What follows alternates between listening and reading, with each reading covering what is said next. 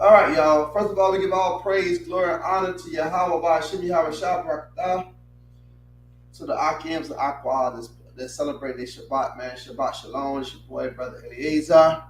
And we here, man. Here. All praise to the Most High, man. Another Sabbath, another Shabbat to do the will of the Father, Most High willing, man. We here to talk about our sister, Alberta Williams King, which was Martin Luther King's mother.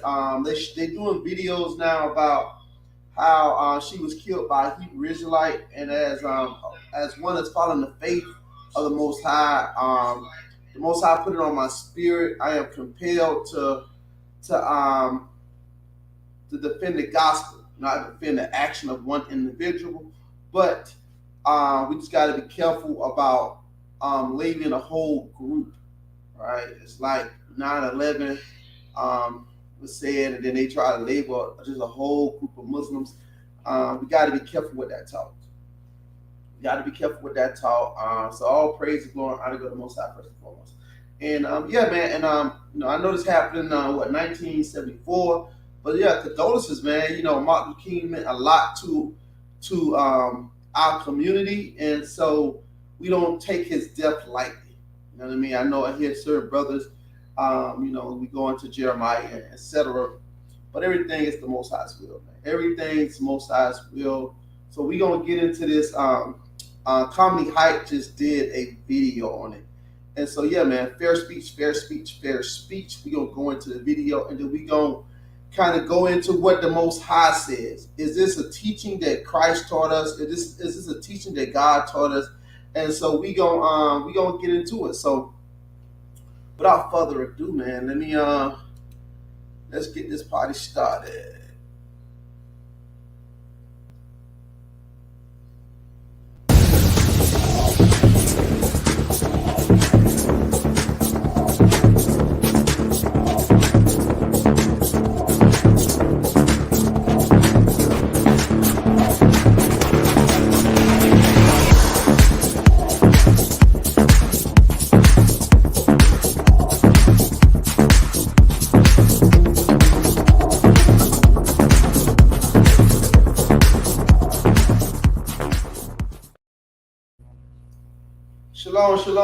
Shalom.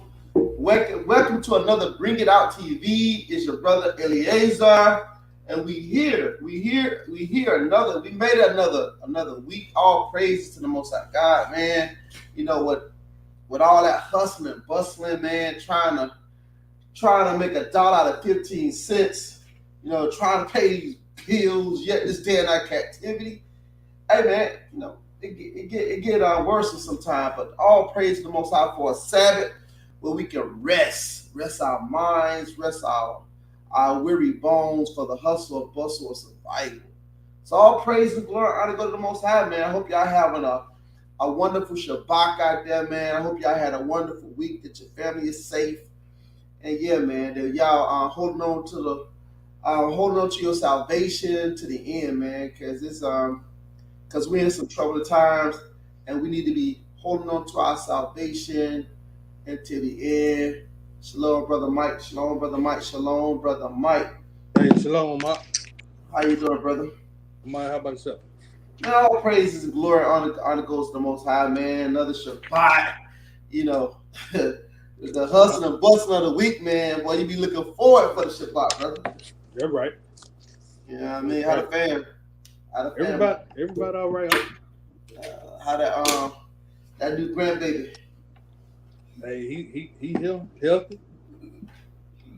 We'll give our best. Say it again. It's a long week, man. Long week, yeah, man.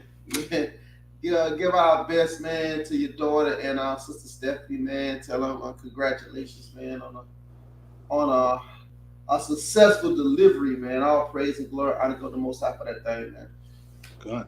So we gonna go into Alberta William King. Our sister died in 1974. Martin Luther King's mother. So they dropping videos out now, and they label it. Martin Luther King's mother was killed by a Hebrew Israelite. And we gotta be careful with the red herrings, man. Because when you try to, label a whole movement based on what a small collective of few do, to me that's disingenuous, right? Like I said, like they did with the Muslims, and even with Christians, man. You had what his name was, Dalen Root, the one that killed them in that Charleston church. I think he was a self-proclaimed Christian. All right, so you have people with all walks of denominations do some foul stuff. So so we here to clear up some things, right? And we don't condone no act of violence. We don't condone no act of violence, do Israel got to hold some responsibility with our talk, man? Do we hold some responsibility with our talk before we get into the video, man? Because sometimes Israel, and I did it, what I mean, I'm guilty of it, have talked in such a manner, but some of our young brothers coming in that might be a little appreciative. Can we steer them in the wrong way with our conversation, man? And so we're gonna get into that. We're gonna get into let our conversation be seasoned with salt, man. Be careful, be careful about these words that come out of our mouths, because the Most High will hold us accountable for every idle word, right? So brother Michael, man, what do you think about that? Have you seen any of these videos about our sister Alberta Williams King being killed by a Hebrew Israelite? Have you seen anything about that? Yeah, it's funny you brought up the topic. I seen that video probably about a week ago. Okay. Yeah, when they saying he was there for the service, and he ran up on her and shot her, and as well as another guy got killed, if I'm not mistaken. Yeah, Deacon Wright, kind. Yeah. Yeah, so I don't know. Yeah. And this is what I'm saying, and it happened Oklahoma City bombing, all these people self-proclaimed Christians, right? You had the Jim Jones debacle, right? It happens in every aspect of, because sometimes, man, you have radical religion, man, and so a lot of times people leaving the truth because of, from my taking, because of that. Because we so radical from not just standing on the word, but just our approach of our deliverance of the word. And sometimes that could be problematic, right? That could be problematic, especially coming from out of Babylon. So we don't, so are we guilty of, if that happened under any of our brothers' watch, should they be held accountable? Should we hold each other accountable for that type of conversation, and then have one of our brothers go out here and do some wild stuff if they was under my leadership, I feel responsible for that. Hey, Salaki. Go ahead. Hey, a lot of time, we got to point right back to the anger. Okay. Of our people, and a lot of time they jump the gun and do certain stuff thinking they're gonna make a change, but with them not knowing, we ain't got no power. Right. We ain't got no power to be putting our hand on people. That's why we state all the time we don't condone violence. We know that. Right. But I yield on that.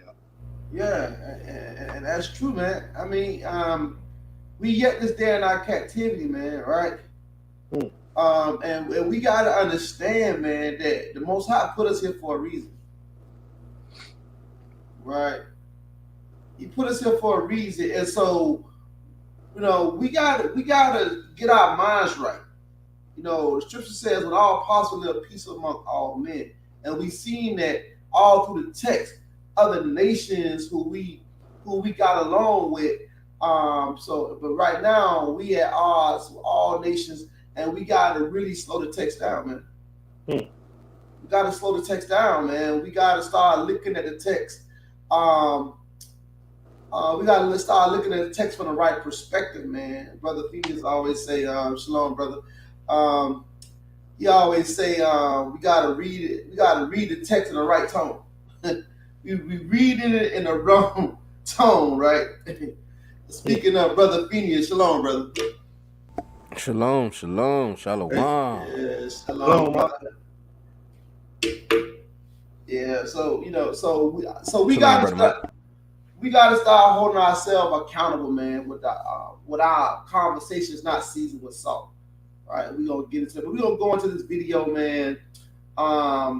About our sister Alberta Williams King, was assassinated June 30th, 1974. I'm gonna read the Bible a little bit. This is about Alberta Williams King. She was killed June 30th, 1974. Alberta King was shot and killed on June 30th, 1974 at the age of 69 by Marcus Wayne, I think it's Chenaul, a 23-year-old black man from Ohio who had adopted the theologic of Black Hebrew Israelite. And like Brother Phoenix always say, Hebrew Israelism, right? So this is the narrative they put out there, that he adopted the theologian of Hebrew Israelites, right? And so we gotta make all this stuff make sense, right? What do we believe in, right? Is all of us monolithic? Can you just say Hebrew Israelites and just Black Hebrew Israelite and leave it there? And does we all look the same? We out there teaching. What do people see?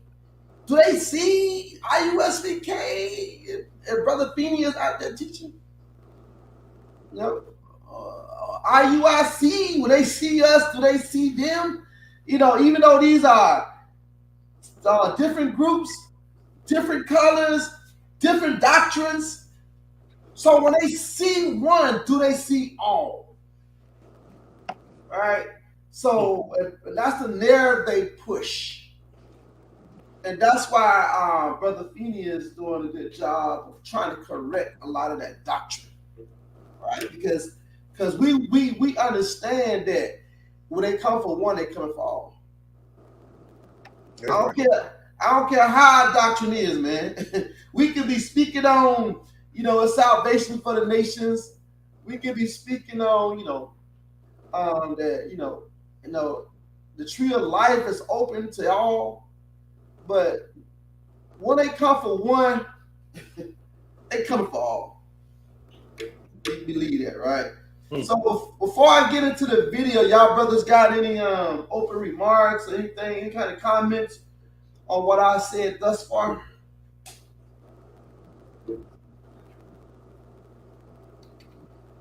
Nah, what you saying, you're absolutely correct, man. We all are one. Even if, we have these different organizations, at the end of the day, not only do they see us like that, but we are. We have to start looking at, we are one. Regardless of what we think.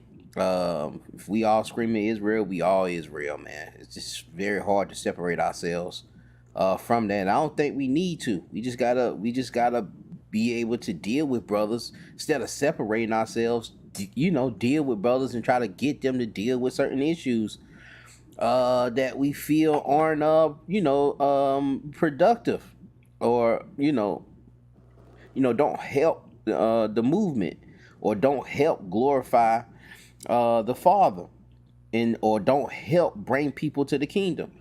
So we can't cause a separate. I know jokers put that, man, I ain't affiliated with no Israelite group. We are not affiliated with no other Israelite camp. But you can't pull yourself away from it, man. You know what I'm saying? Jokers, there's a what's the word I'm looking for? Well, it's it's we have a representation. We have a what is that called, man? A stereotype is yes, but people see us as we have a reputation. All right, Right. reputation. We have a reputation of abusing women. All right. Now, brothers may say, man, I ain't never seen nobody abuse no woman in our camp.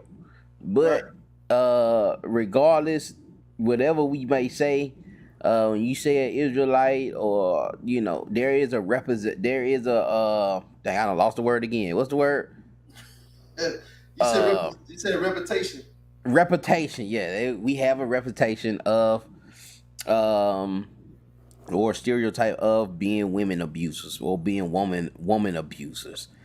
And the only way to get around that is, we showing healthy relationships, we showing healthy marriages and so forth, but we don't have a lot of examples of that. We don't have a lot of examples of that. And then what we do, we come back and say, well, no, that ain't us.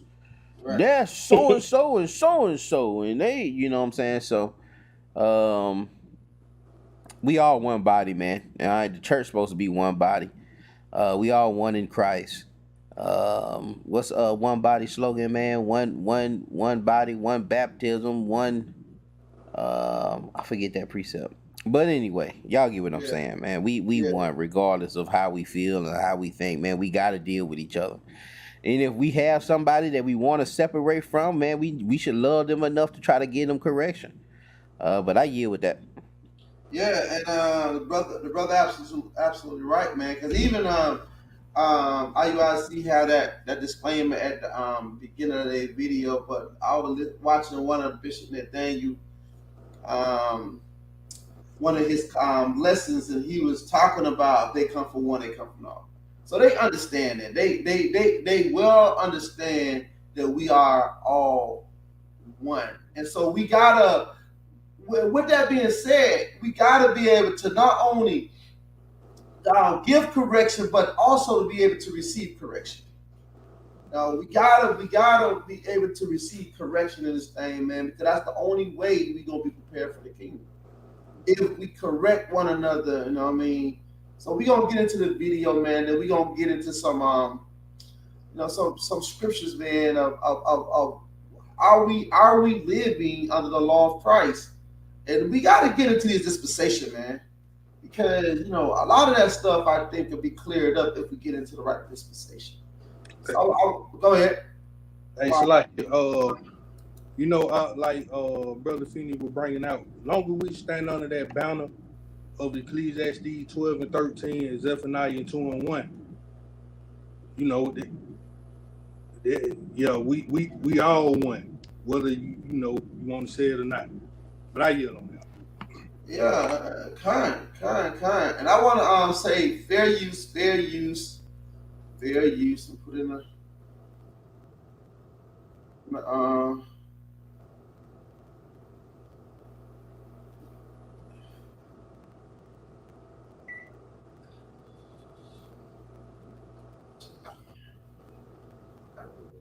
but yeah, you're right, bro. We are one, and so since we are one, we gotta approach that. Shalom, Sister Shalisha, Sister Susanna, Brother Dixon. Shalom, family. Shalom. Okay, so we gonna get into the video, man. Fair use. Shout out to Comedy Hype, man. And this is a this is a comedy. This is a comedy platform too. That's what. It's amazing how a lot of these people start to take heed to what's going on in the community of Israel. And so yeah, man. And so we built that momentum. Then so we got to be ready to take that smoke. Okay, so here we go. And I'm gonna play the video in its totality. It's about 12 minutes. So y'all bear with us, just bear with us, because I want to get a brother.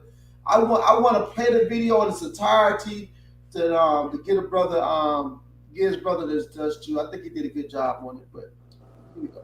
legacy is one that changed the course of history for Black people in America. It extends well beyond Dr. Martin Luther King Jr.'s untimely passing in 1968. It is a legacy that is marked by the pursuit of civil justice and peace in the nation. Unfortunately, the King family legacy is also tainted by wrongful deaths. 6 years after the assassination of one of the world's most esteemed leaders, Dr. King, his mother, Alberta Williams King, would suffer the same fate, dying at the hands of a gunman. The tragic incident led the world to wonder why anyone would seek to harm a family who has already experienced so much sorrow. Some would say the answer is religion, others, misguided anger. This is the untold true story of the assassination of Alberta Williams King and the Black Hebrew Israelite who took her life. Mrs. Alberta Williams King was born in 1903 in Atlanta, Georgia. She was the daughter of Jenny Celeste and Reverend A.D. Williams, the second pastor of Ebenezer Baptist Church in Atlanta. The upstanding values her parents instilled in her, principles that she would pass down to her children, are the foundation for the historic legacy created by her second-born, Martin Luther King Jr. Mrs. King's life was deeply rooted in her faith and activism. Her father, husband, and both of her sons were all ministers at Ebenezer, where she played an integral role until she retired in 1972.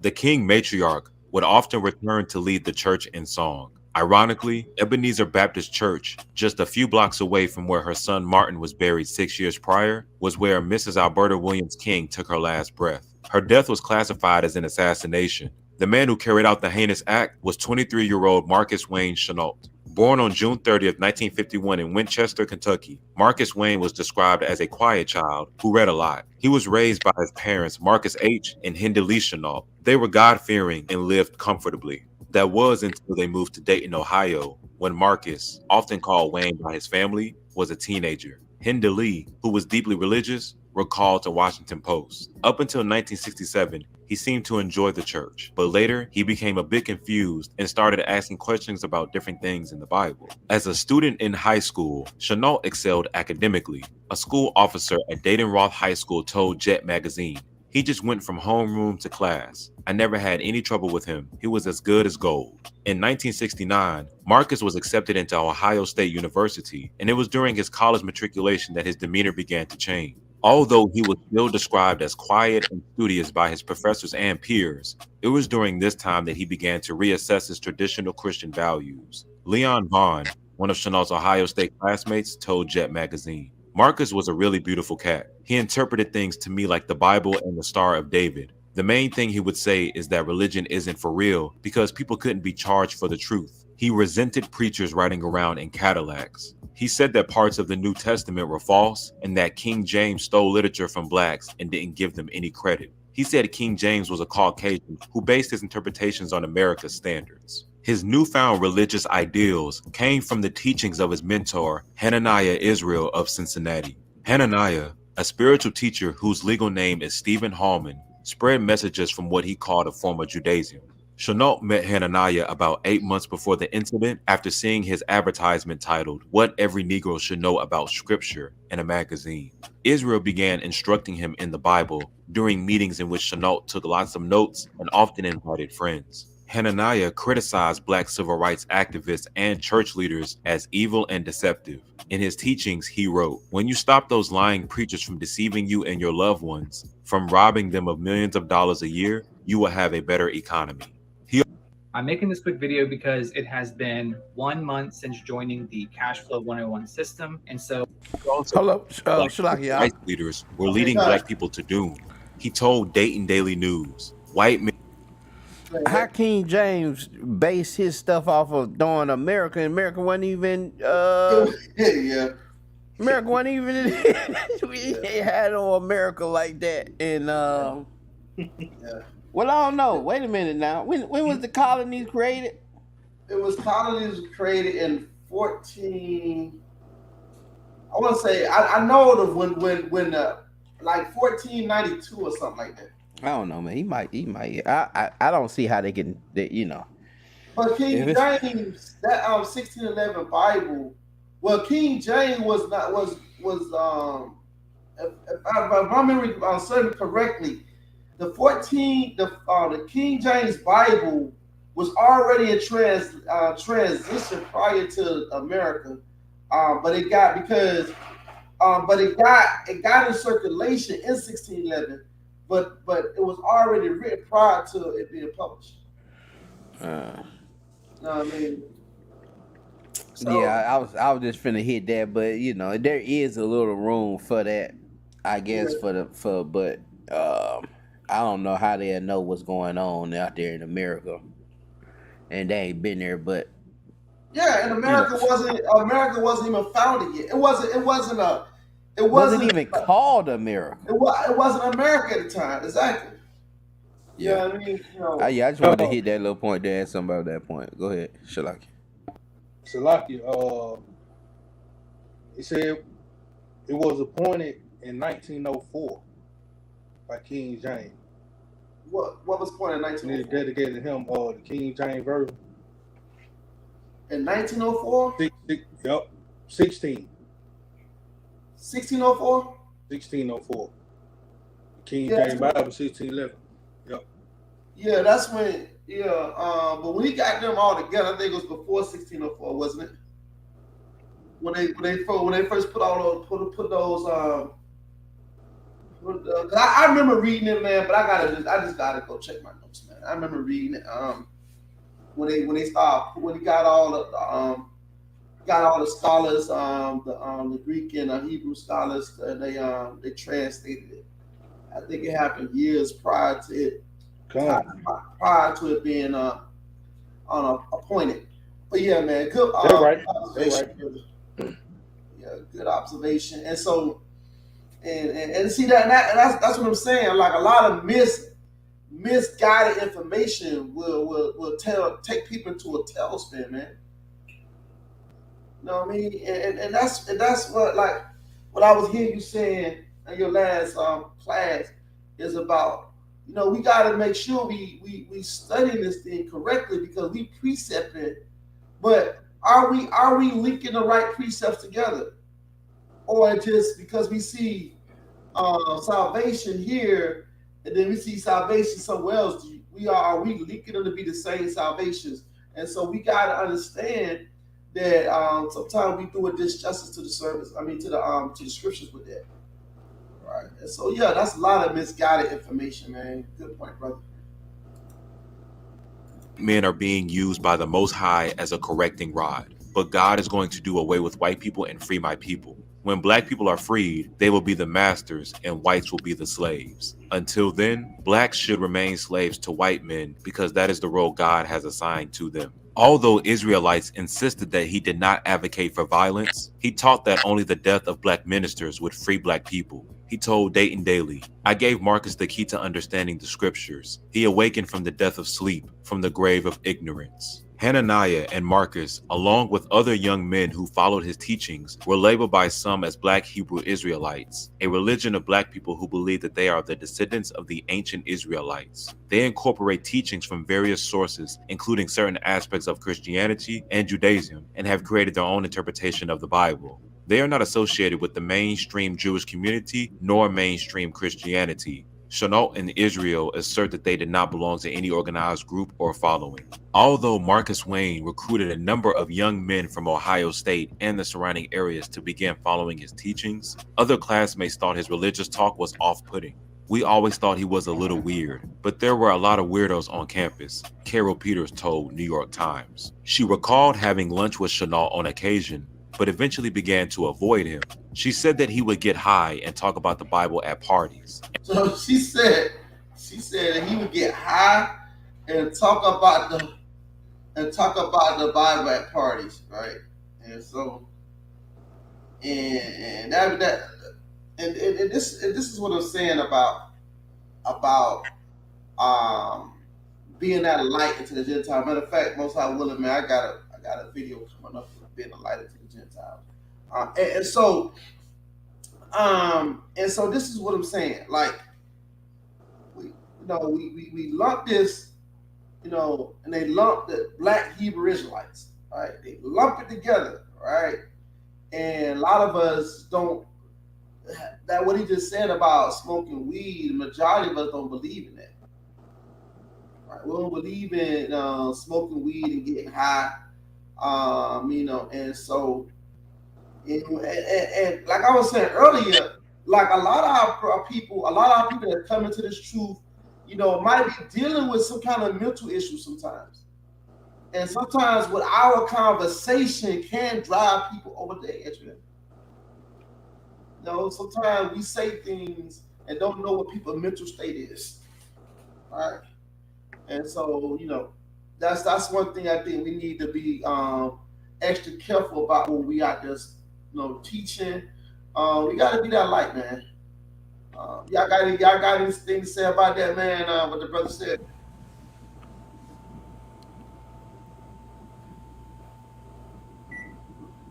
Go ahead, Brother Phoenix. You got something? Yeah, you can hear my mic. Yeah, cuz soon you took it off. Yeah, brother seems like he might have been a little socially awkward. Right. But he was very smart, very intelligent. But he and very diligent once he probably had boatloads of notes, of precepts. And they're not really teaching nothing that I haven't heard. Really, to be completely honest. The only difference is, there's a couple of things. The only difference is that there weren't cameras and the lessons aren't online like they are now. That's right. So if one of them members go out there and kill somebody now, that leader going to jail. Yeah, for good for you. He going to jail with that individual if he don't get killed in the before they take him in. But he's gonna go to jail because they have videos out here with people saying the exact same thing, that these folks gotta die, that these folks we can't wait to put them in slavery, we can't wait to kill them, what they note as hate speech. Right. So they can't go out there and just say, we can say that we non-violent, and then we have videos of us slapping people. Yeah. Yeah. And we got videos of folks kissing our boots. Yeah. And we got videos of yelling, going back and forth, pushing people off of signs, pushing old women to the ground. We got videos of people poking people with sticks. Yeah. Pushing them off with sticks. So we can say it all day long, but there's footage. And all it takes is one, man. And I'm telling you, man, brothers, y'all gotta be careful, man. Especially leadership, you gotta be careful, because that stuff is out here. It don't go nowhere. They can pull it. I don't care how you delete them. They can pull them up, especially if it comes down to something where somebody's done been murdered, especially somebody of influence, like Dr. King's mom. Yeah. And I wanted to hit that socially awkward part, is that a lot of Israel is socially awkward, man. Yes. And this why we get so pumped up. A lot of the pumped upness comes from that a lot of us were bullied in the world. A lot of us were outcast. A lot of us were isolated in the world. We weren't the cool kids. And when we come up and we hear this message about, man, you the greatest and you supreme, if you a lot of us don't know how to handle that, because we weren't dealt it in the real world. You know what I'm saying? Right. We didn't have a lot of partners. We didn't kick the bobo. We didn't get to talk to the girls. We didn't go to prom. We didn't, what I'm saying? A lot of us get booked out. And this young brother seems like he might have been down that same path there. Very intellectual, but once he took on to something, and that thing carried him away, man. I yield though, Shalaki. Yeah, man, and the brother making an excellent point, man. A lot of us was the black sheep of the school, man. We seen our partners get all the women, man. Now we want to get in Israel, man. And now we want 2 or 3 of them things. 7 wives. Want 2 or 3 of those things, man. You know what I mean? I don't memorize these precepts, and I'm on this video, man. I'm getting these likes, man. And I want them heathen for my concubines. I want the heathens. yeah, man. Those brothers, they used to trip me out when I first came, started dealing with camps. How in tune they was with the views, man. I'm like, I mean, it wasn't about the message. It was about them. You know what I mean? I'm like, bro, coming from the music industry, I'm like, man, okay, nobody. I didn't even think YouTube would be as big as it is, but I never cared about all that stuff, man. But yeah, man. So brothers come into this truth and become somebody, man. Become somebody, and yeah, man. They want that Michael Jackson fame, man. That Michael Jackson fame. You got something else, brother? Nah, yeah. Okay, kind. And Apartheid was no place to talk about the Bible, but he did, and people were turned off by it. By his junior year, Marcus dropped out of college and began to focus on religion. He adapted a head honcho persona. His neighbors took note of the change, accompanied by him shouting obscenities and Muhammad Ali-type rhymes out of his apartment window while blasting soul music. He wrote General Chenaul with 4 stars on his mailbox and Servant Jacob on his apartment door. His antics led him to being arrested for disorderly conduct, which seemed to have pleased him. Chenault's neighbor, Richard Kaish, recalled as a group of people who gathered for the spectacle that Chenaul came out with his hands up saying things like, "No comment," putting his hands on the car to be searched even though no one asked him to. Kaish also shared with Jet magazine that Chenaul told him that he would soon be all over the newspapers and that he was going to Atlanta to meet destiny. On Friday, June 28, 1974, Marcus Wayne Chenaul returned home for what seemed to be a routine visit. According to Marcus Sr., Wayne seemed as normal as ever. That night, Marcus stole 2 pistols from his father's bedroom. The next day, he bought a bus ticket to Atlanta, Georgia. After a 12-hour trip, Wayne had made it to his destination, where, according to a taxicab driver's testimony, he was picked up from the bus station and asked to be taken to Ebenezer Baptist Church. On the way, he asked the driver if Mr. and Mrs. King attended the church every Sunday. Later that morning, after being picked up from a motel, Marcus was taken back to the church. He was invited to attend men's Bible study. Marcus introduced himself and said he was from Ohio. What's up, y'all? It's Julian Gordon from the Multifamily Movement, aka Mr. Multifamily, and I'm here at Generational Wealth Conference. Make some noise, Multifamily Movement! According to witness testimony, once the service began, he was seen sitting in the Amen corner of the pews, which is normally reserved for the most devout worshipers. Mrs. King finished playing the Lord's Prayer on the organ, and as the congregation bowed their heads in prayer, they heard Marcus shout, "I'm taking over here this morning." They looked up to find him standing on the pew holding a gun. His first shot struck Mrs. King in the head, and she fell over the organ. "It seemed like I was watching a scene from a bad movie play out," Christine King Ferris, Alberta's daughter, would recall in her 2009 memoir, Through It All. Marcus fired every round in his gun. He stood over Mrs. King and shot her again. He shot a deacon, Edward Boykin, and a church member, Jimmy Mitchell. Mrs. King's grandson, Derek, who said he helped to subdue the gunman as he tried to reload a pistol, told The Guardian. He was delirious. He said over and over, "The war did this to me. It's the war." As Marcus fled, the sanctuary was in chaos. Christine described, "There were people everywhere. There was a throng of onlookers. When I looked in their eyes, I saw what is often described as the 1,000-yard stare. It was a kind of blankness I'd never seen before."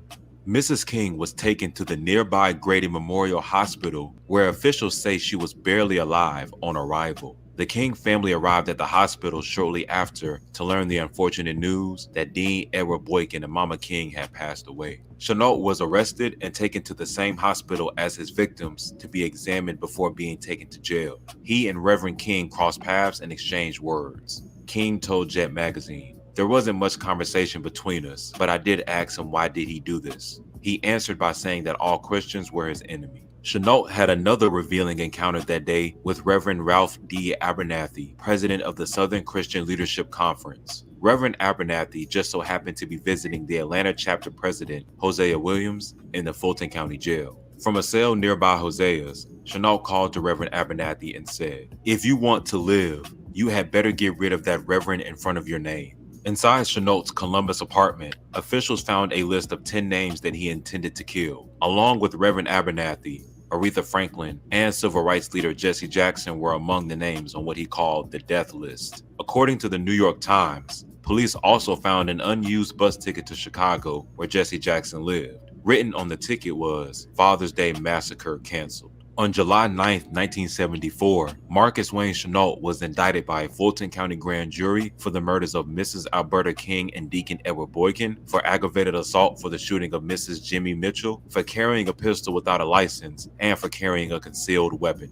Marcus was found guilty on all charges and sentenced to death by electric chair. Dr. Lloyd T. Backus, director of the Law and Psychiatric Service for Grady Hospital, examined Marcus for 7 hours. He was determined to have schizophrenia and declared insane at the time of the murders. Although it was said not to have affected his ability to decipher right from wrong, Dr. Backus' testimony was that Marcus suffered from delusions of grandiosity. His sentence was reduced to life in prison, partially due to the King family opposing the death sentence. Upon hearing the news that Marcus was responsible for the death of Mrs. King, the Chenaul family was in disbelief. His sister Nancy told Jet magazine the only explanation for Wayne's actions was that he went berserk. "We have every record that Dr. King has. We loved him, the whole family." Hinda Lee, Wayne's mother, who was in such a state of shock that she had to be sedated, told Washington Post, "I know I didn't raise him this way. He was a good boy and we never had any problems with any of the kids." Some Black public figures spoke out about a conspiracy regarding Mrs. King's death.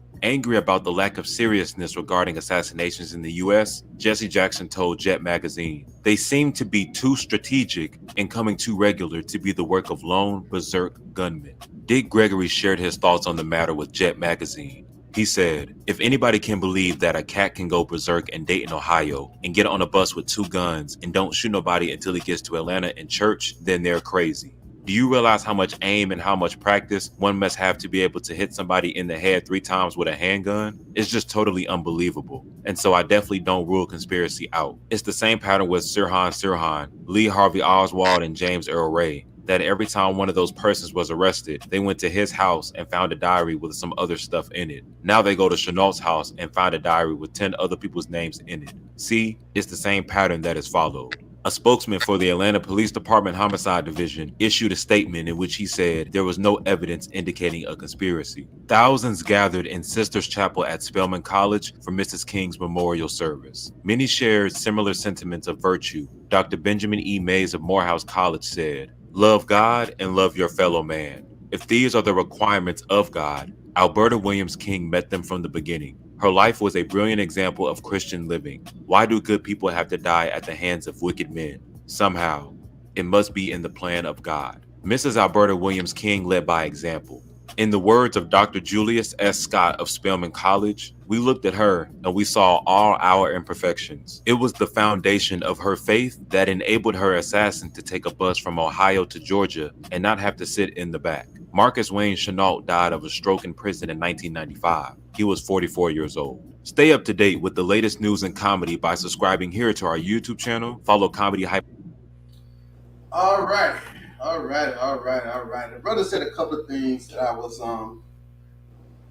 was taking note of. One of the things that about the conspiracy thing.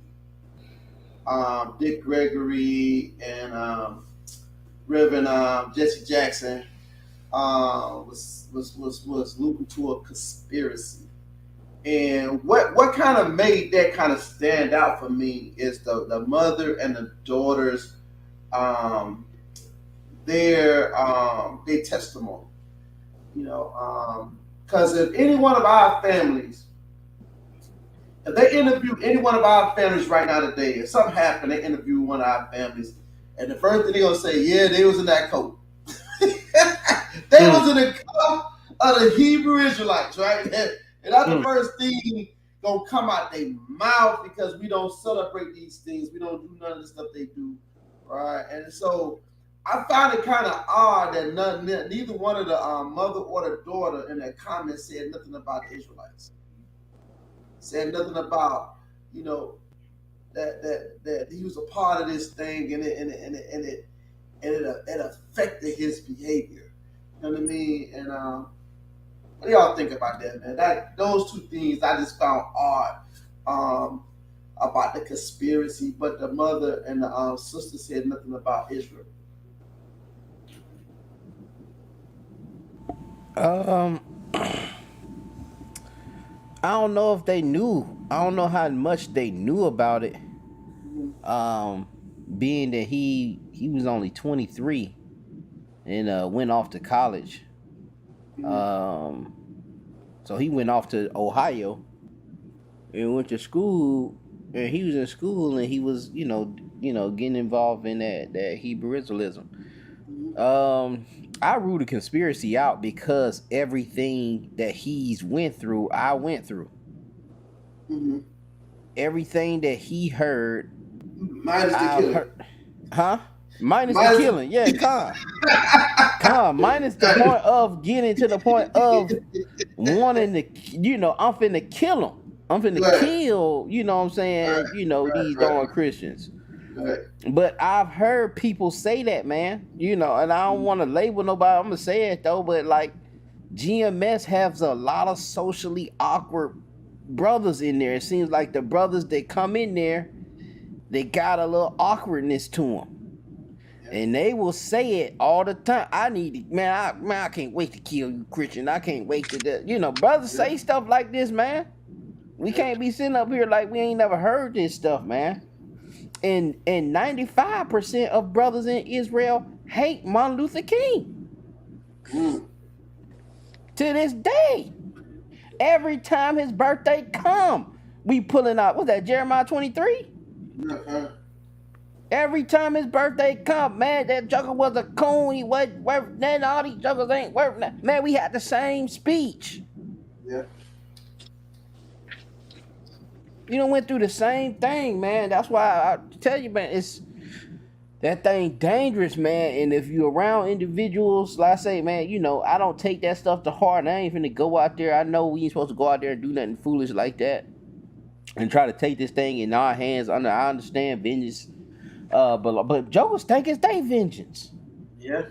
Majority of Israel think it's our vengeance for what they done to us. Right. When he say it's his vengeance for what they did to him. Right. Yeah. But and if anybody should know that, it's us, because he done took vengeance against us. If anybody should know the Lord's vengeance is his, it should be the blacks and Hispanics, man, because the Most High have put his vengeance on us. All right. So and so I agree with that, man. And we as Israel, man, we have a lot of maturing to do, man. We act like little children, man. And the scripture said that, man. That I was just saying that. Why do the Most High always call us the children of Israel? Like the children of Israel, And so in Christ, you got to come back as a little child. He mean in your thought, in your adult way of thinking, it's not gonna get it. You gotta come back as a child. You gotta come back as a child, man, because we are immature in our spiritual walk and in our thought process. I say we are. Not talking about nobody. I'm talking about us. Us as a collective. We need to grow in the spirit, man. All right. So, go ahead. Got some, brother? Yeah, too, that word grandiosity, if somebody can look that, Brother Michael, if you dare, can you look that word grandiosity up? Because it was interesting that, he's now, again, what I was talking about, that being that socially awkward, he done put General Saku on his mailbox. I've seen that, yeah. 4-star general. And brothers is doing this today. Yeah. Jokers is going crazy. You got whole organizations going crazy. People leaving organizations because of rank. And because they done got prideful, and because they telling other brothers, man, you got to do this, you got to do this, you got to do this. And it's one of the reasons I didn't want to ever do that ranking thing with sergeants. And so I'm just Brother Phineas. Right. And I never even tried to do. I never even did that. I never, man. Well, what we need to be, I done had Brother Yam, man, what we need to be a sergeant or to be an officer. They want that. Right. And this Joker has literally has been diagnosed with insanity. He's crazy because of his grandiosity, whatever that is. If we could pull that up. Do we got that? Cut. This is the definition for grandiosity. The quality of being impressive and imposing in appearance or style, especially pretentiously so. Got a little more on that. It said, what is a grandiose behavior? Grandiosity refers to a sense of specialness and self-importance that might lead you to boast about real or extroverted accomplishments. Consider yourself more talented or intelligent than others. Dismiss or try to one-up the achievement of others. God, that's that Deuteronomy 7:6. Yeah. You know, and we got the best genetics than everybody, and we the greatest people on the earth, man. We invented all the da. Man, if it hit the wrong person and they can't handle that, they'll hit that crazy point. They could hit that. You know, you insane, man. Y'all, you don't let this thing just eat you alive and impose its will on you. Well, you done went out here and done shot somebody's mama, man. Yeah, and that, I mean, we even had that situation here. You know, once you start telling that, okay, that word salvation is not just exclusive to Israel, man, brother's ready to go.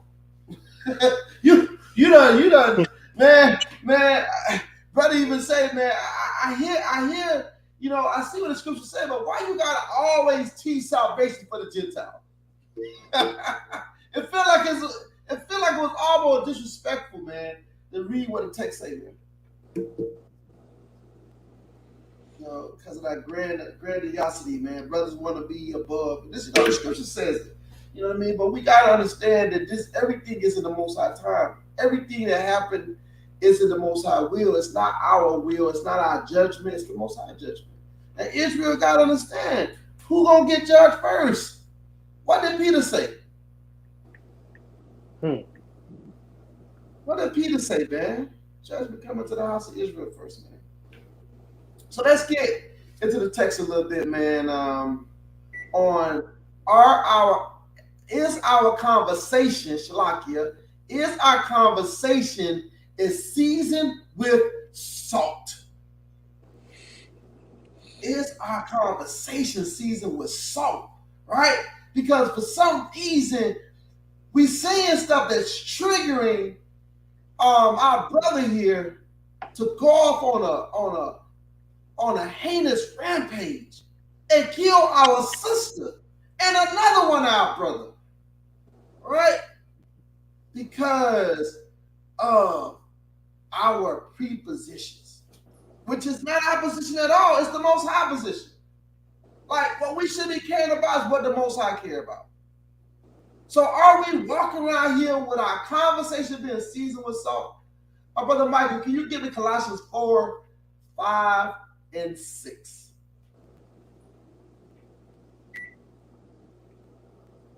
Okay.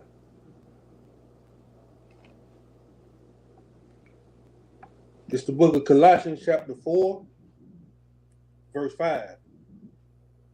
Walk in wisdom toward them that are without, redeeming the time. Let your speech be always with grace, seasoned with salt, that ye may know how ye ought to answer every man. Okay. So it says, let that conversation be with grace, seasoned with salt. Seasoned with salt, man. So are we letting our conversation be seasoned with salt? Right? So let's get at Matthew 5 and 13 through 16. Matthew 5, 13 through 16. Because some of us still have that first dispensation mindset. Right? We got to live under the law of Christ. How many times you got to forgive your brothers? 7 times 7? No, 70 times 7. And the scripture tells us that we're supposed to always walk with forgiveness and repentance, right? So let's get there. Go ahead, Brother P. You got something? No, I was just gonna read it. I was gonna read the Okay, good. text if you Good. need. Yeah. Good. Matthew chapter 5 verse 13. It says, "Ye are the salt of the earth, but if the salt have lost its flavor, his flavor, wherewith shall it be salted? It is thenceforth good for nothing, but to be cast out, and to be trodden under foot of men. Ye are the light of the world. A city that is set on a hill cannot be hid.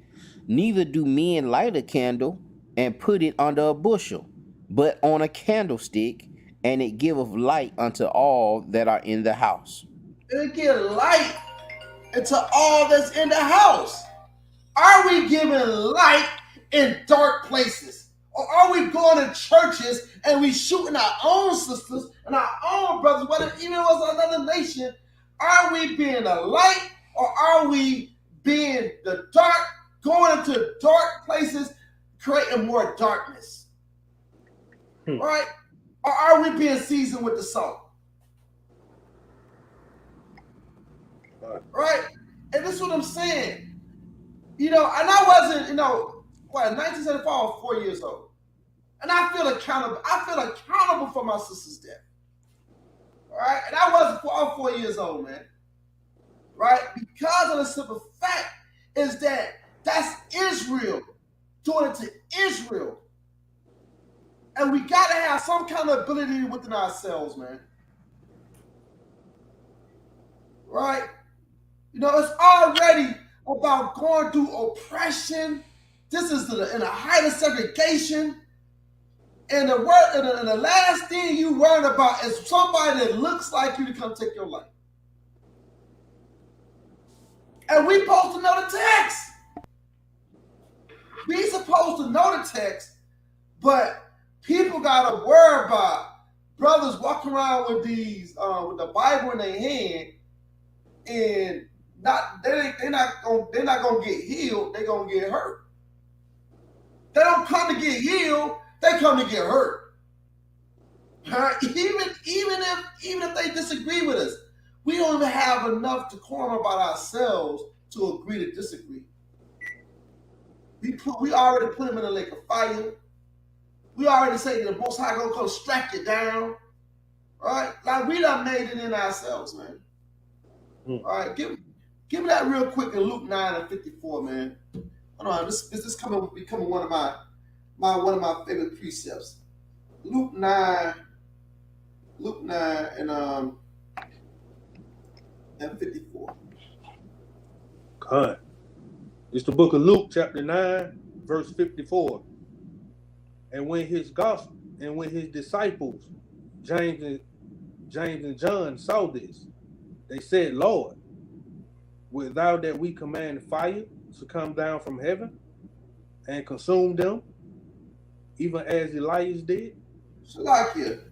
So let's go a little farther up. Let's get that in context, because this would be the same mindset when we see people in Christianity.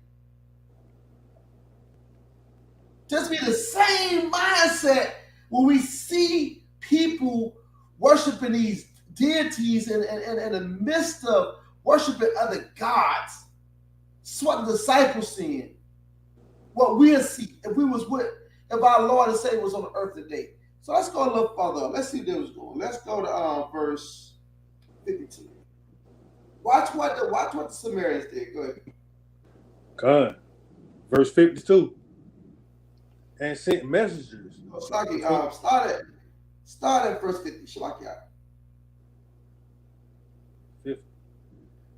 And Jesus said unto him, "Forbid him not, for he that is not against us is for us." Go ahead. And it came to pass, when the time was come that he should be received up, he steadfastly set his face to go to Jerusalem, and sent messengers. Shalakia, you might want to hit that 49. 49. Con. Okay. Verse 49. And John answered and said, Master, we saw one casting out devils in thy name, and we forbade him, because he followed not with us. And Jesus said unto him, Forbid him not, for he that is not against us is for us.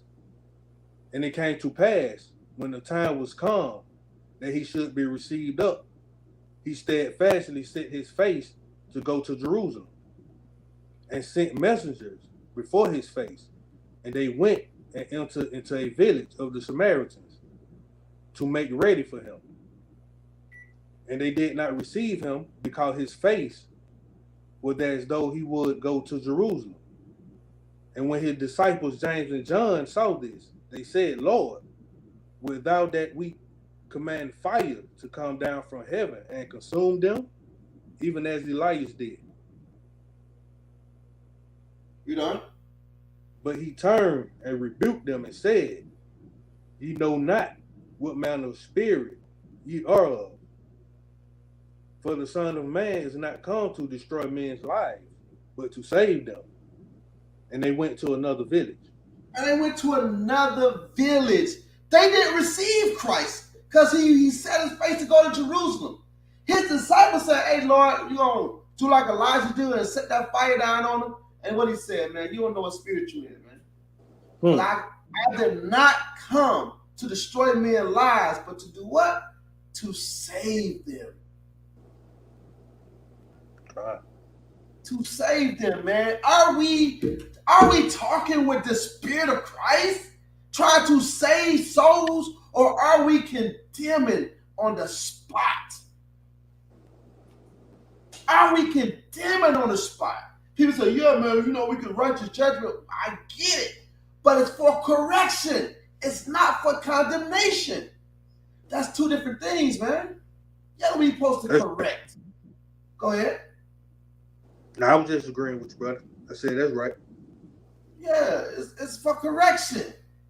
But are we letting our conversation being seasoned with salt, man? And so that's what I'm saying. When I see these videos and I see people, you try to make connections, because a lot of them don't even know what we teach, or are we all monolithic? They just lump us all together, man, which they should. We are one. That's why we gotta do videos of correction. We gotta correct one another, man. This is not hate. This is love, man. We gotta get better with our conversation, man. Because go ahead. Now you know, like we always say, man, that love, that meekness, you know, that patience, for our people, sometimes ain't there, man. You know, we can overdose our people sometimes with that salt. You know, just as well as, you know, we need that salt to live. You know, it can also destroy, man. Right. But get high blood pressure with it, brother. That's right. Our folk be mad out there, veins popping out their forehead and everything. God. Yeah.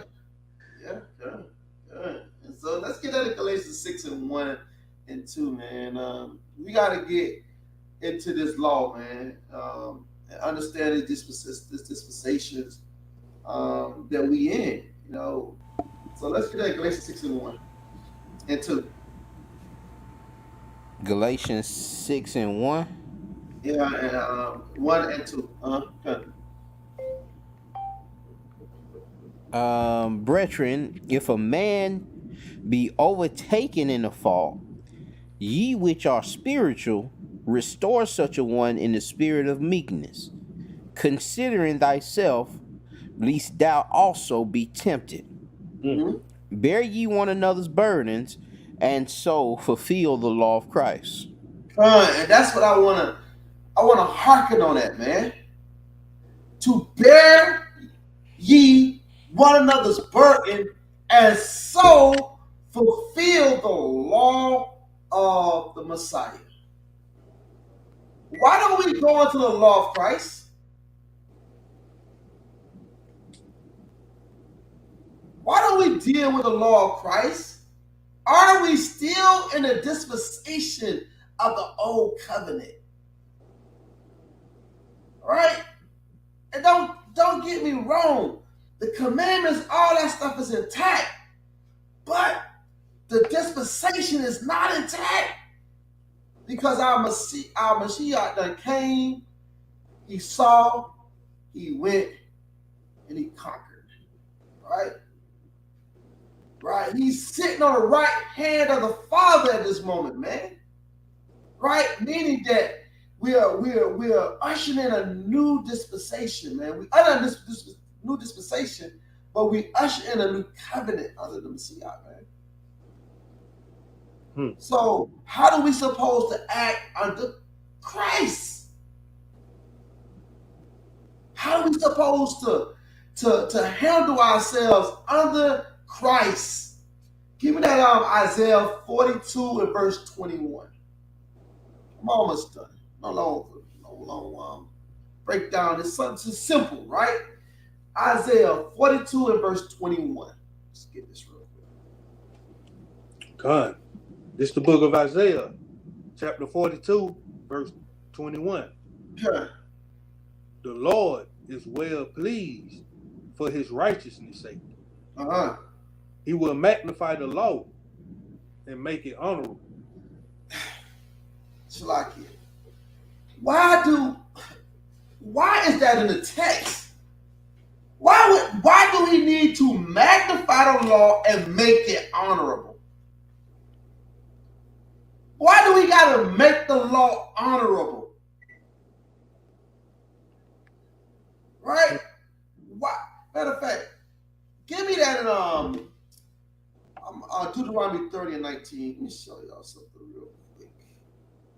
Is it 30 and 19? Let me make sure that's the right precept. I think it is. Let me make sure it's the right precept. Why do you make it honorable? Why do you have to come make it honorable? Let's get this real quick. 30, let me see.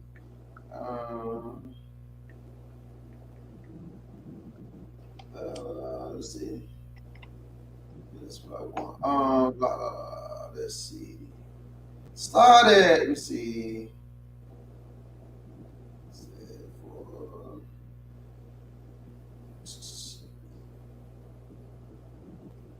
Let me go into this. I think it's 29:19. It's the one I want.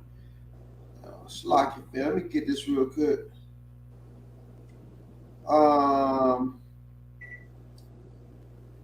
What the Most High told Abraham about, Shalaki Moses about the children of Israel.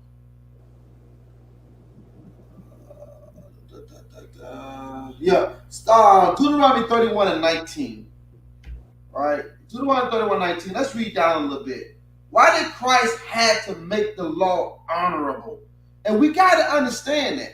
We stand in the dispensation before the law was made honorable, right? So let's get that in Deuteronomy 31. Start at verse 19. Deuteronomy chapter 31, verse 19. Now therefore write ye this song for you, and teach it to the children of Israel. Put it in their mouths, that this song may be a witness for me against the children of Israel.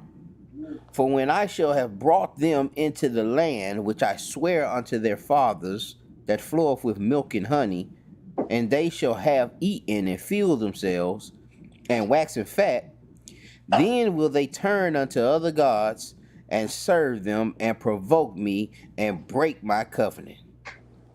And it shall come to pass, when many evils and troubles are befallen them, that this song shall testify against them as a witness. For it shall not be forgotten out of the mouth of their seed, for I know their imaginations which they go about, even now, before I have brought them into the land which I swear. Moses therefore wrote this song the same day, and taught it to the children of Israel. And he gave Joshua the son of Nun a charge, and said, Be strong and of good courage, for thou shalt bring the children of Israel into the land which I swear unto them, and I will be with thee. And it came to pass, hold on, y'all, mess around and swipe the thing. And it came to pass when many evils and troubles are befalling them, Verse 24. that this song, I'm on the right verse? Nah, 24. 24. Yeah. Shalaki. And it came to pass when Moses had made an end of writing the words of this law in a book, until they were finished, that Moses commanded the Levites, which bear the ark of the covenant of the Lord, saying, take this book of the law and put it in the side of the ark of the covenant of the Lord your God, that it may be therefore a witness against thee. For I know thy rebellion and thy stiff neck. Behold, while I am yet alive with you this day, ye have been rebellious against the Lord, and how much more after my death? Gather unto me all the elders of your tribes and your officers, that I may speak these words in their ears, and call heaven and earth to record against them.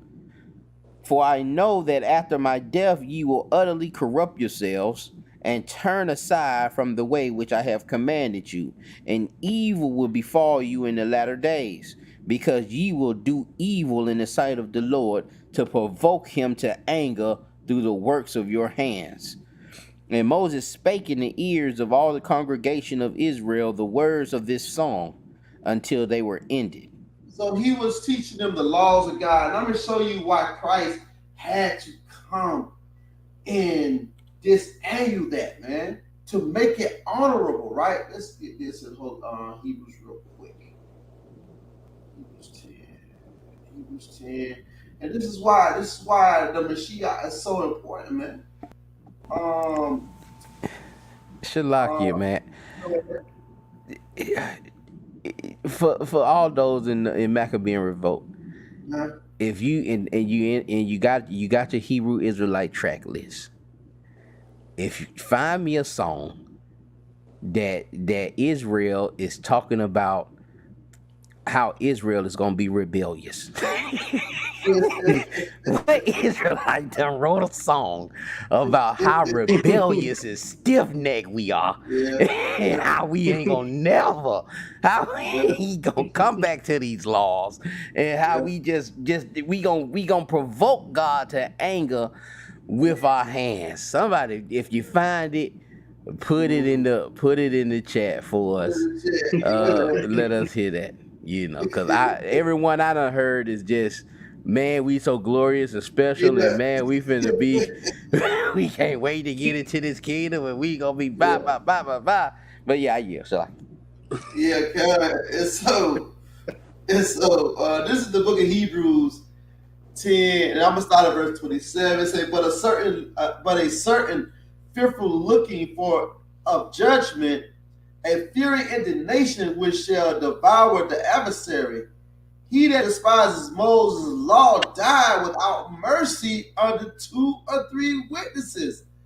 Of how much sore punishment suppose he be thought worthy, who have trodden under the foot the Son of Man, who have counted the blood of the covenant wherewith he was sanctified an unholy thing, and have done despite unto the Spirit of grace. So Moses, under 2 or 3 witnesses, we died without mercy, man. And you know, we in the Christian church, we always say that we under what? Grace and mercy. Right? Christ made it honorable, where we can get that mercy from God, man. Where we can be redeemed from God. He had to die, and blood had to be shed for wicked Negroes, man. Wicked Negroes. He had to make it honorable. So let's get a little bit of that. Let's go to Matthew 17 through 48. One of y'all brothers, 17 through 48, and I'm going to end with this. How did Christ came and make it honorable? Right? Besides shedding his blood. What were the things that he showed us that we are not in this dispensation, but we're in this dispensation? So let's go to Matthew 5 and 17. This book of Matthew, chapter 5, verse 17. Okay. Think not that I am come to destroy the law or the prophets. I am not come to destroy, but to fulfill. For verily I say unto you, till heaven and earth pass, one jot or one tittle shall not in no wise pass from the law, till all be fulfilled. Okay. Whosoever therefore shall break one of these least commandments and shall teach men so, he shall be called the least in the kingdom of heaven.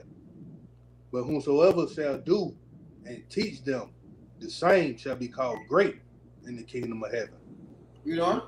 For I say unto you, that except your righteousness shall exceed the righteousness of the scribes and Pharisees, ye shall in no case enter into the kingdom of heaven. So that's what that least is. All right? When he said, unless your righteousness exceed the righteousness of the scribes and Pharisees, man. And I gotta admit, I was a scribe and Pharisee that talked against the blood, man. Right? Coming into this truth, running like Jesse Owens or Carl Lewis, like a freaking Pharisee, man, that didn't believe on the blood, man. Right? Yeah, we say we do, man. But he said, unless your righteousness exceed the righteousness of the scribes and Pharisees. Right? How many of us are still those scribes and Pharisees that did not believe on the Messiah? Right? We say we do. But are we doing what he said? Let's see. Right? Verse 21. Ye have heard that it was said by them of old time, thou shalt not kill, and whosoever shall kill shall be in danger of the judgment. Go ahead. But I say unto you, that whosoever is angry with his brother without a cause shall be in danger of the judgment. And whosoever shall say to his brother, Raka, shall be in danger of the council. But whosoever shall say, thou fool, shall be in danger of hell fire. You see how he magnified it? You see that? He said, yo, you heard him say, thou shalt not kill. But I said, if you angry at your brother without cause, without having a cause, you angry at your brother, man, you're a murderer, man. He magnified it, man. He didn't say you can kill. That brother that took our sister's life, he was dead wrong, man. Because the text do not tell us to kill, man. It don't tell us to do that, man. So we're not going to hold him up in his wrongness, man. He killed that sister in cold blood, man. In cold blood. Right? So he said, but I say unto you, that whosoever is angry with his brother without a cause shall be in danger of the judgment, man. That's a judgment day, man. You angry at your brother without a cause? Oh, he looked at me the wrong way. Hey, Salakia. Go ahead. You know it when we did it all before, man. You know, you can see somebody and you don't even know them. Right. And first thing you say is, man, he looked like something. Yeah, I don't like, bro. He ain't even had a conversation with He him. didn't talk to him, yeah. Yeah, our people notorious for that, man. Man. Man. But that's what Christ said, man. Christ said, you heard him say that you shouldn't kill. I said, you don't even dislike your brother, man. Don't even dislike your brother, man. We got that bad in Israel, man. I'm gonna say it. We got it bad in here, man. I mean, all praise. I ran into a brother today, man, from IUIC, man. The brother approached me and, hey, man, shalom, Jew. And that was, it's refreshing, man, to see brothers from other camps approaching you with love, man. Don't understanding that it ain't about camps. It's not about what name you labor with, man. All right. So let's go to verse 23. Therefore, if thou bring thy gift to the altar, and there rememberest that thy brother have ought against thee, leave there thy gift before the altar, and go thy way.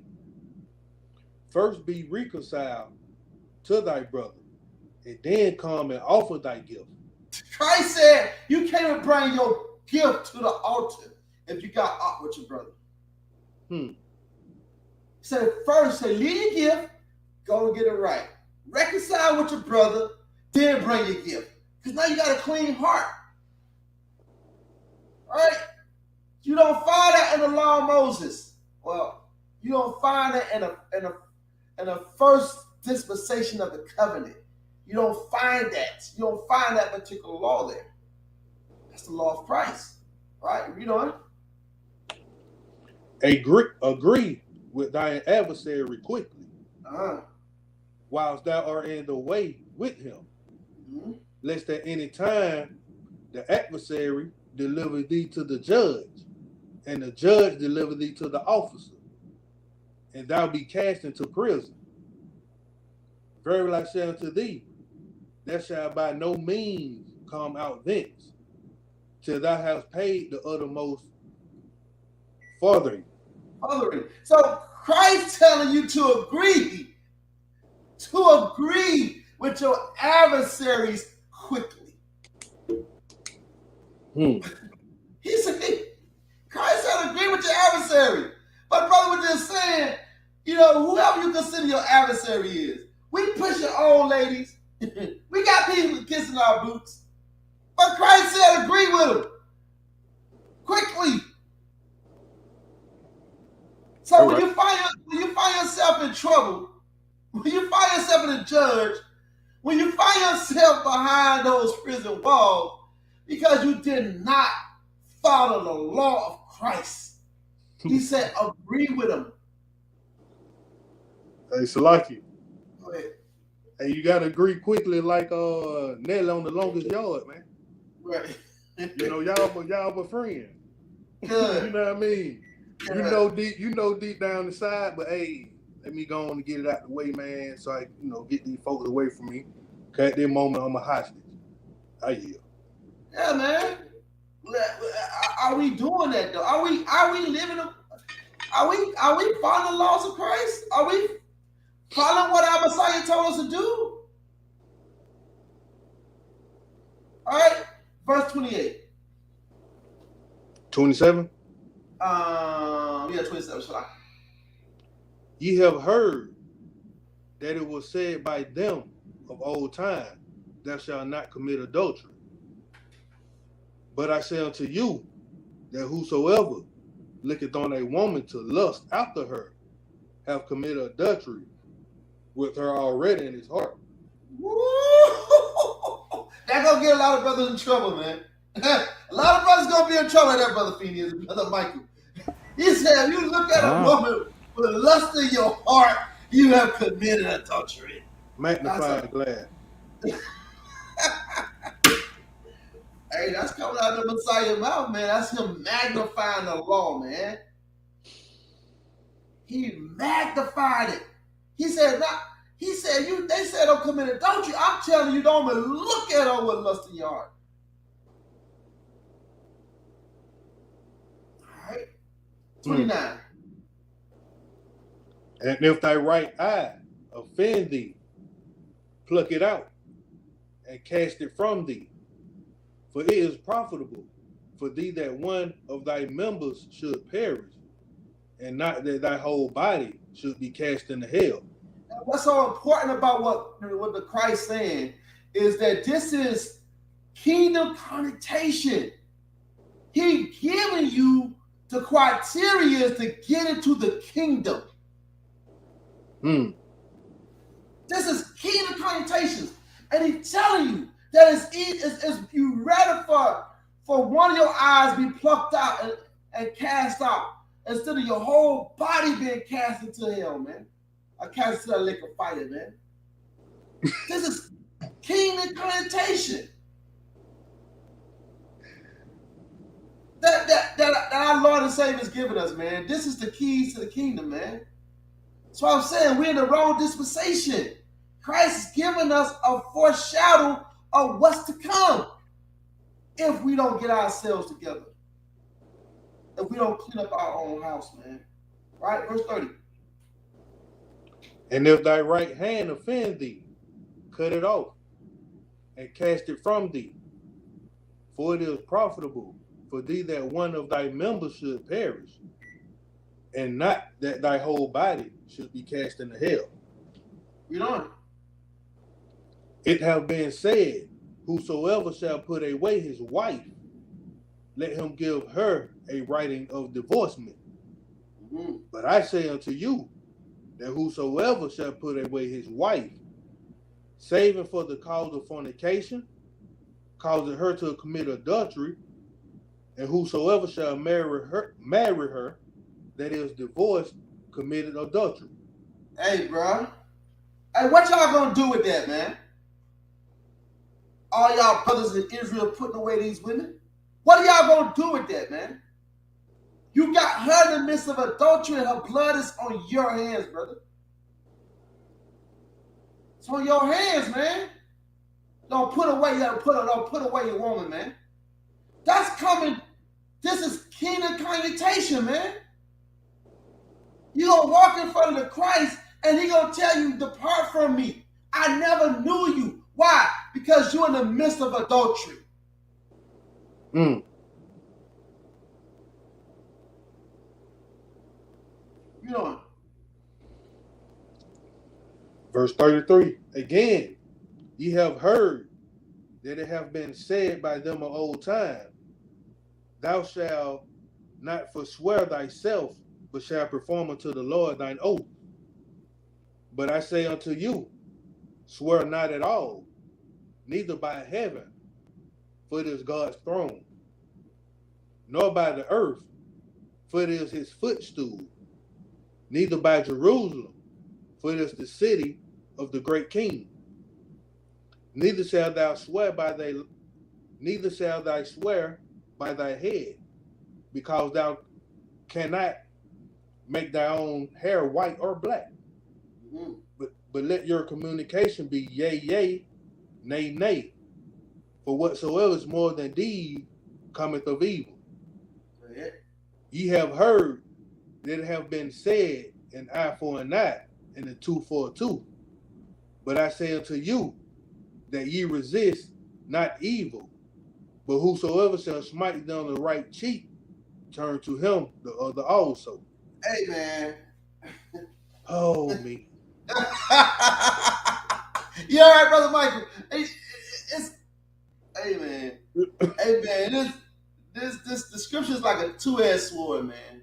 Mm. When you slow the text down, man, it's like a two-edged sword, brother. It cut in, it cut going in, cut coming out, man.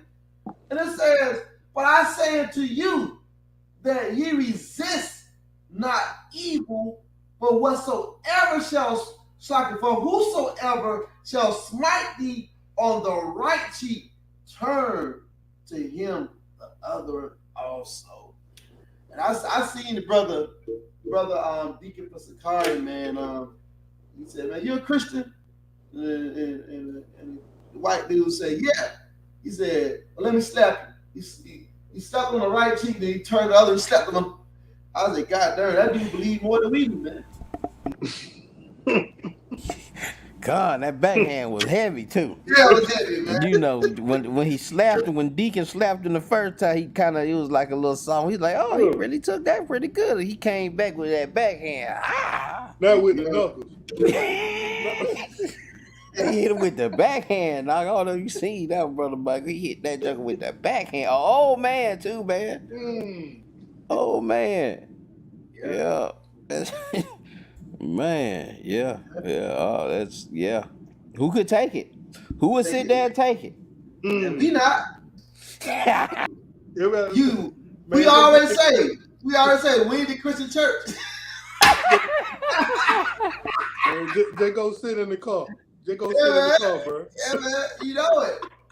You know it, man. I'm telling you, man. He sat down. He was more Christ-like, man. He was more Christ-like, man. I mean, these scriptures, man. All right, verse 40. And if any man will sue thee at the law and take away thy coat, let him have thy cloak also. And whosoever shall compel thee to go a mile, go with him twain. He said, Christ said, whoever compelled thee to go a mile, go with him 2 miles, man. Go with him 2 miles. To ask him for one, go give him just give him a extra one for good measure, man. All right, verse 42. Give to him that asked thee, and from him that will borrow of thee, turn not thy way. Ye have heard that it have been said, thou shalt love thy neighbor and hate thy enemy. Slakia, who is thy neighbor? Because he said ye have heard. What he quoting?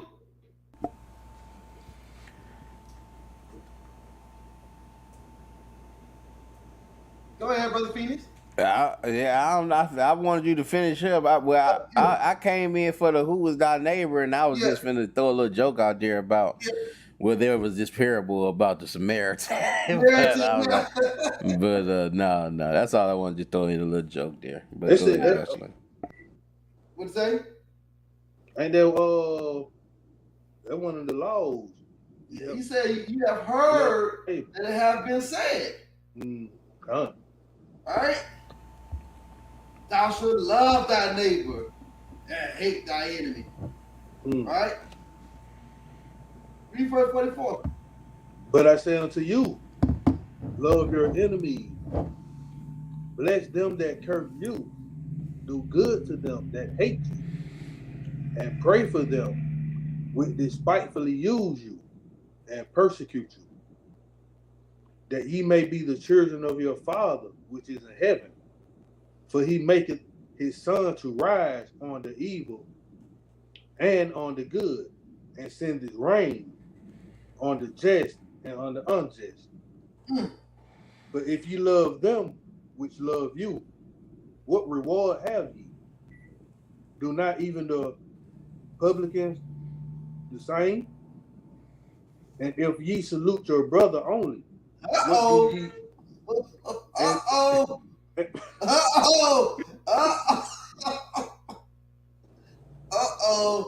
Verse 47.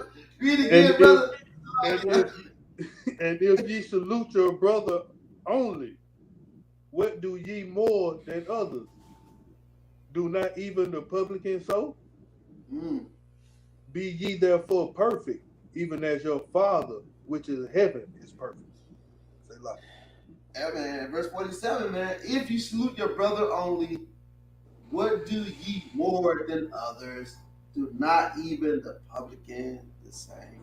And see, that's why we have problems with Israel, right? Like, we'll see certain things and we'll try to make it Northern Kingdom.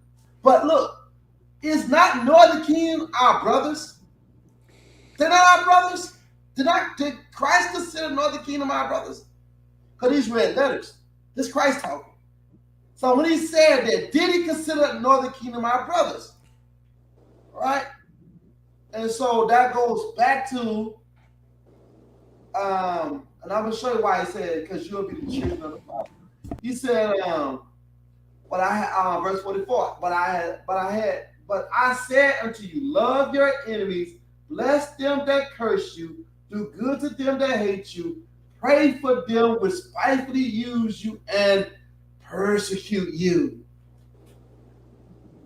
And persecute you. All right? And so, how can we do that? All right, let me get a precept why he said, then you'll be the children of the Father, man. Let me get that real quick in Romans real quick. I think it's Romans 12. Get that real quick in Romans, man, because this is what and Paul quoted it too, man. Let me see. He said, okay, this Romans 12 and 18. He said, if it be possible, as much as light in you, live peaceably with all men. Dearly beloved, avenge not yourselves, but rather give place unto wrath. For it is written, vengeance is mine, I will repay, says the Lord. Therefore, if thy enemy hungry, feed him. If he thirsty, give him drink. For in doing so, thou shalt heap a coal of fire on his head. Be not overcome of evil, but overcome evil with good. Brothers, I don't know what they're going to do with that, brother. But, you know, the story was on about our sister Alberta King, the mother of Martin Luther King, that was assassinated by one of our brothers. And we're not going to sit up here and make excuses. Israel, we have to start taking accountability of our mess. I mean, and we got to start calling a spade. All right. So that's all I had, man. I just wanted to kind of go through that, man. I'll give y'all brothers some last words of exhortation, and then we'll get up out of here. Make a couple of announcements. Good class, man. Much needed class. And I don't know, those B-2s, that Matthew 5 is very, very, very heavy. I know some brothers break that thing down where they, well, he don't really want you to pluck an eye out. But whatever the case, no matter how you take it, it's still it's still a lot of diligence. It's still a message of you making great effort. You make an extreme effort to keep yourself out of sin and guarding yourself from sin, to the extent of, man, if you got to cut your arm off, if you got to put your eye out, even if you don't believe that's taken literally, I'm not mad at you if you don't, but it's still a message of extreme measures to keep ourselves away from sin, and even to the point of, man, if you're gonna lust after women, just getting off of social media. You know what I'm saying? Because it's a lot of lust. It's just hard to navigate that thing without seeing some chick dancing half naked, man. Right. It's hard to stroll. Man. Somebody might cut their thumb off.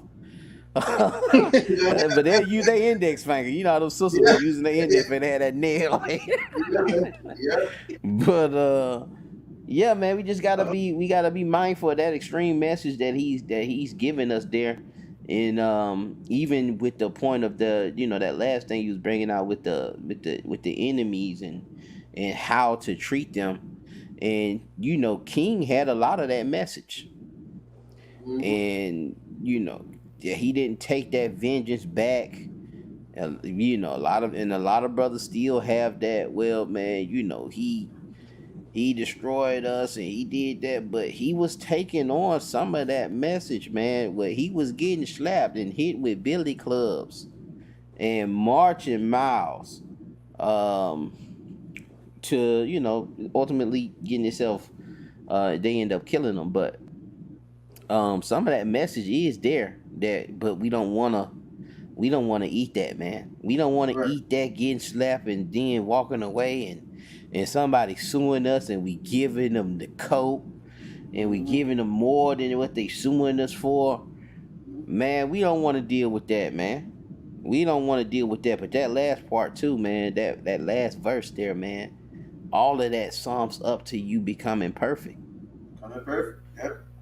All of that with just reading, y'all, that sums up to you being perfect, and not just perfect, but being his son, being a child of God. But I yield. And trusting in the power, trusting in your God, man. Trusting. You know what I mean? And that's what we don't do. We don't have faith in our God, man. We want to put all in our hands, man. He said, vengeance belongs to me, says the Lord, man. Belongs to the Most High, man. It's not our vengeance. It's not our recompense. When the Messiah come back, our head gonna be bowing, man. And you better pray your name is in the Lamb Book of Life, man. We need to be praying that our name is in the Lamb Book of Life. We worried about somebody else's salvation when we have not secured our own salvation. We have not secured our own salvation, but we worried about somebody else's salvation. You got something, Brother Michael? Yeah, Salaki, yeah, I just want to say, we need to do better. We don't want that anger, which is that leaven. They gonna leaven the whole lump, man. But our people, man, we microwave, man. We want it right now. We want it right now. So yeah, I always say, man, we can't swing to our big brother move first. I yield on that. Come, man. All praise and glory and honor go to the Most High God, man. I'm gonna be taking tomorrow off. I gotta get some stuff situated with the camp. I will take care of that tomorrow. And I think it's supposed to be doing some bad weather anyway, so y'all rest for tomorrow. We got Passover coming up, and we got the new moon next Passover, unleavened bread, and the new moon next month, man. We gotta get these high holy days tight. All right, Brother Pete, you got something to say, brother? Yeah, I was waiting on you to I think another mic. I every time I hit that button, but I was just waiting on you to say, well, Brother Phoenix, where you gonna be? Okay, good. You going out tomorrow, brother?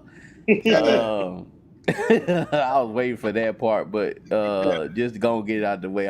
We got 90% rain over here, so it'll probably be on TikTok and it'll probably drop a video or two tomorrow on the site. They're supposed to do rain up here too, and they talking about gonna be some snow in certain areas tomorrow. It's supposed to be cold tomorrow. So yeah, but I'm gonna do a lesson for those who want to join at 12:00 Eastern time on being a light into the Gentiles on Bringitouttv. Probably about a 45-minute lesson on what it means to be a light. Because I heard brothers say that now it's not the time to be a light into the Gentiles. So we got to get an understanding of what that light is. And for us to say that it's not time to be a light into the Gentiles is contradicting everything the Bible stands for. Everything that the Bible stands for. So yeah, 12:00 Eastern time, we'll be doing another video on being a light into the Gentiles. A short video. It's nothing heavy. Just to get your minds, get your spiritual minds moving. You know what I mean? And look, man, the life is made out of days, man. Do not waste your days on negative energy, man. Don't waste your days on negative energy, man. Be that light until it hurts. Be that light to your family. Be that light into your co-workers at work, right? Be that light if you stand at the bus stop. Be that light if you're driving in your car. Be that light till it hurts. Our Lord and Savior was a light all the way to the cross, right? And so we got to walk in that light. If it's nothing else, man, I hope you was edified, man. Do not forget to like, subscribe, and share. Hit that like button, man. You know what I mean? Get these channels moving. Get these algorithms jumping like the old Destiny Child said, get the party jumping. All right, get it jumping, man. And and don't forget, man, on every Wednesday at 7:30, we on Prince of Power Israelite channel, man. Go over there. The brother had a real powerful message about 70 AD on this Wednesday, man. Y'all go and check the video out there. If you have not looked at it, go back and y'all spare time, go back and look at some of the things we saying, and because this is a marathon, it's not a sprint. So if there's nothing else, man, Yahweh by Shini Yahweh Shabbat Shabbat Shalom. We love y'all. There's nothing y'all can do about it, and we say shalom. Shalom, family. Shalom, shalom.